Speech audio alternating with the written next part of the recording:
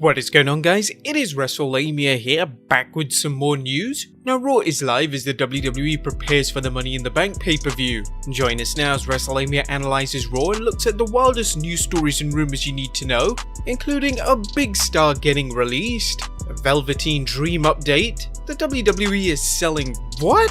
Where's Brock, and much more. Be sure to subscribe and hit that notification bell for daily wrestling videos.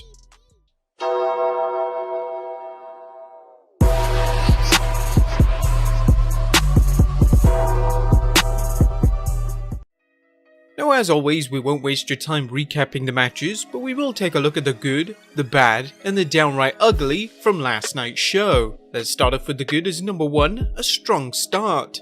While it's doubtful how much the WWE wants to see MVP wrestle, he's excellent with his VIP Lounge talk segment, using his promo skills to get angles over, such as last night's showdown between Zelina Vega's crew and Rey Mysterio, Apollo Crews and Aleister Black. The ensuing match was an entertaining opener that hopefully locked in viewers for the rest of the show. The match also helped to build Apollo Crews up not only as a viable contender for the Money in the Bank match, but for the United States Championship.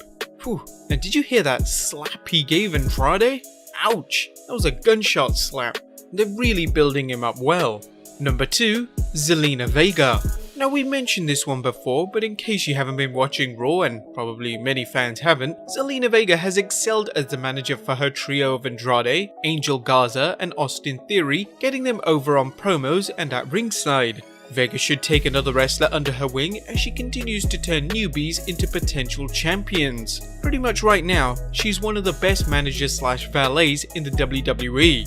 Number 3, selling the sizzle, not the steak. While the era of squash matches populating Raw and SmackDown are largely over, the WWE still goes with the idea of selling the sizzle, not the steak, i.e. giving fans a taste of what they can expect on pay-per-view rather than giving full matches on free television. That was in effect last night, with a big triple threat between Asuka, Nia Jax and Shayna Baszler ending in a no contest. Simply put, there is no reason to give this match away on free television, let alone with anything close to a conclusive ending. This was good booking that hopefully hyped the 3 superstars in the upcoming Money in the Bank ladder match. Number 4, the return of Samoa Joe. While WrestleLamia wishes Samoa Joe was competing in the ring, it was good to see him in the announce booth. Joe's last go as color commentator was well received, and given the WWE's bizarre unwillingness to give him much of a push, he may be better calling the matches. He didn't waste any time getting back into the groove, excelling as an announcer, and even making squash matches seem somewhat interesting.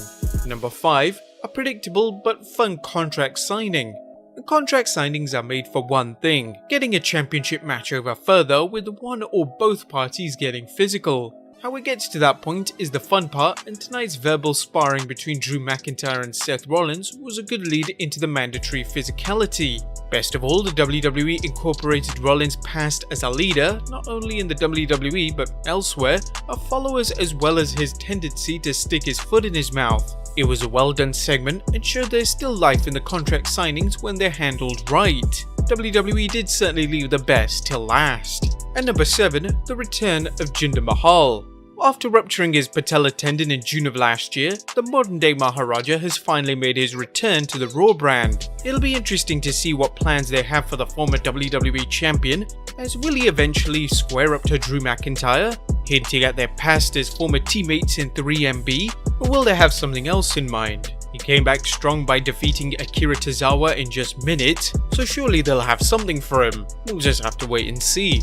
But that was the good. What about the bad is number 1, a completely unnecessary match. Did we need Liv Morgan vs Ruby Riott Part 2? If the WWE wanted to establish Morgan vs Riott as a legitimate feud, then it needed to give Riott some sort of win or even a post-match beatdown. Instead, the fans saw Morgan win cleanly, then give a promo that gave off all the validity of a sedated kitten. Liv Morgan isn't going to get over like this, and with a number of women looking to fight their way to the top, she could lose her spot. However, at the moment, she seems to be doing well on the red brand, as her current record is 7 wins and only 2 losses. Not many women, probably apart from Becky Lynch, have a very strong win-loss record on the Raw brand. Number 2, a flop of a finish. Now there are few things as frustrating in wrestling as an exciting match that ends with a poorly planned finish. Apollo Crews' performance against Andrade was fantastic, and it looked like Crews was about to win the United States Championship. However, the decision to have the referee stop the match due to Crews' leg injury was unnecessary. This isn't the first match where Crews' knee has hampered him, so why continue using it? The WWE likely felt they were going with a novel finish, but there was nothing novel about it. Now that Apollo Crews is out of the Money in the Bank ladder match, it's already killed his momentum. Then again, the only interesting thing to come out of this is who will replace him. Could it be Jinder Mahal? Let us know in the comments down below. Now there was no Downright Ugly on last night's Raw, as it was a good show that once again worked on building undercard talent rather than focusing much on the main event. The Ricochet Cedric Alexander team continued to get pushed, while Zelina Vega's trio of Andrade, Austin Theory and Angel Garza got to face a team more on their level. It's clear that WWE is running things in a holding pattern until it either finds a way to add some life to the empty arena shows or is able to run events with fans present. But no matter what the WWE does, its ratings will continue sliding until fans return. But that was the good, the bad and the downright ugly of Raw. Let's move on to the news, as our first main story is that a big star is released from the company. Yeah, it was only in October last year that former UFC champion Cain Velasquez signed a multi-year deal with WWE. After having just only one match at Crown Jewel against Brock Lesnar, Cain Velasquez has been released from the company due to budget cuts. Dave Meltzer confirmed. Well, released, yeah. They haven't used him since Saudi Arabia. He was on a giant contract, so yeah, that's pretty much it. It was a multi-year deal, and it was like everybody else they signed to a giant deal, and then now they are cutting back. One of those things in those deals is they have the right to cut people. So people who thought they'd sign multi-year contracts for high dollar figures, this is how it goes. What a shame. Velasquez's WWE career lasted 2 minutes in the ring with Brock Lesnar, and we hope the money was worth it. But more importantly, other wrestlers who have signed to multi-year deals may also face the chop due to budget cuts. Let's hope that isn't the case. Next up, a Velveteen Dream update. The allegations against Velveteen Dream continue to be discussed by wrestling fans, but apparently the WWE is keeping quiet about it. Two news sources, including Ringside News and the Wrestling Observer newsletter, report they requested a statement from WWE but received no reply. The Observer's Dave Meltzer discussed the situation and whether Dream will compete on NXT. It'll be interesting to see if Velveteen Dream's there or not. Everybody's been completely quiet on that story, so I don't know what that means. At this point, no one seems to know what's going on. Next up, WWE Is Selling what? Now, the WWE has sold some odd items through the years. In fact, we produced more than one video looking at bizarre wrestling merchandise, and now the company seems to have hit new lows as it's offering dirt from the AJ Styles vs Undertaker Boneyard match at WrestleMania 36. Yes, you heard us right. Actual dirt from the ground for $75. Wrestling Inc.'s Mark Middleton has all the dirt on the WWE's latest cash grab. WWE Shop is selling a limited edition 15-inch by 17-inch plaque to commemorate the bout, featuring a capsule of dirt from where they filmed the cinematic match at. There are just 536 of the dirt capsules, and the individually numbered plaques are likely moving fast. The $75 item can be pre-ordered now and will be in stock on Wednesday, May 13th. In this time of economic uncertainty, it's good to know the WWE is giving people with disposable income a variety of choices how to piss their money away. Next up, what's next for Jeff Hardy? Now that Jeff Hardy is back on the blue brand, it looks like there's going to be a feud between him and Sheamus, something we've seen hints of on the blue brand and something Dave Meltzer thinks will happen. Speaking on the Wrestling Observer Radio, Dave noted, "This is all building toward a match with Sheamus. The WWE has done a great job reintroducing Jeff to the WWE Universe thanks to its recent mini-documentary on Brother Nero's WWE career." Next up, where's Brock? Is Brock Lesnar done with WWE? Although Vince McMahon tried to blame Raw's wretched ratings due to WWE no longer having Brock Lesnar, is Brock really gone? He typically takes time off after WrestleMania, presumably to count all the money Vince McMahon keeps throwing at him, only to reappear over the summer.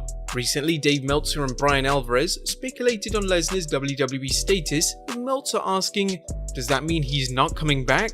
and Alvarez posting, "I don't think he's coming back to empty arenas. We certainly don't think Lesnar is going away and that he'll wrestle in an empty arena as long as there is enough zeros in his paycheck." Next up, another big WWE release. A Black Wednesday saw a number of WWE talent released, but as we saw, the cuts didn't end there, with NXT stars being released throughout the week, and now the latest chop being Cain Velasquez. Now Dave Meltzer is reporting that one of WWE's most important and long-tenured backstage figures has been released. Gerald Briscoe, who has been with the WWE since 1984, was the latest name to surface as being released. He worked in the office with McMahon and was one of his most trusted advisors, being one of the very few people told ahead of time about 1997's screwjob on Bret Hart. He was a television character during the Attitude Era, and later became the company's top talent scout through his connections in the amateur wrestling world as a former Oklahoma State wrestler. Gerald Briscoe's departure is huge news, and at this point, what reason could the WWE have had for releasing such an important player? Is Briscoe just retiring and the story has been misreported, or did something happen backstage? We'll let you know in future updates. And finally, Being the Elite teases the revival.